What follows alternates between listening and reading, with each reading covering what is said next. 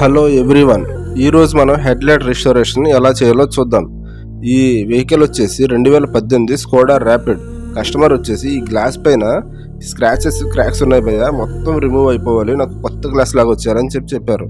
సరే, ఇప్పుడు మనం ఈ పైన ఏదైతే కంపెనీ కోటింగ్ ఉందో అది మొత్తం రిమూవ్ చేసేసి క్రాక్స్ మొత్తం తీసేసిన తర్వాత మనం దాని మీద కేబిఎస్ క్లియర్ కోటింగ్ అప్లై చేసుకోవాలి. ఈ కేబిఎస్ క్లియర్ కోటింగ్ ఏదైతే ఉందో ఇది మనం అప్లై చేయడం వల్ల లైట్ యొక్క లైఫ్ స్పాన్ ఎక్కువ ఉంటుంది. మార్కెట్లో మనకి వేపర్ క్లీనింగ్, రబ్బింగ్, బఫరింగ్ ఉన్నాయి.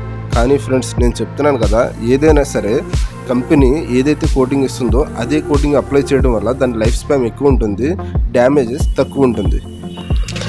మీరు వేపర్ చేయడం వల్ల గ్లాస్ డ్యామేజ్ ఎక్కువ ఉంటుంది, క్రాక్స్ విపరీతంగా వచ్చేస్తాయి. రబ్బింగ్, బఫరింగ్ ఇవన్నీ గ్లాస్కి సూటబుల్ కాదు. మనం క్లియర్ కోటింగ్ అప్లై చేసిన తర్వాత దాని మీద మచ్చలు ఉన్నాయా, డాట్స్ ఏమైనా ఉన్నాయో చెక్ చేసుకోవాలి. చూసారు కదా, ఆఫ్టర్ మొత్తం క్లియర్ కోటింగ్ తర్వాత గ్లాసు ఎలా ఉందో, విజన్ ఎలా ఉందో మీరే చూడండి. ఫ్రెండ్స్, ఏదైనా సరే మనం గ్లాస్ని కంపెనీ ఏదైతే థిక్నెస్ ఇస్తుందో అదే థిక్నెస్ ఉంచాలి.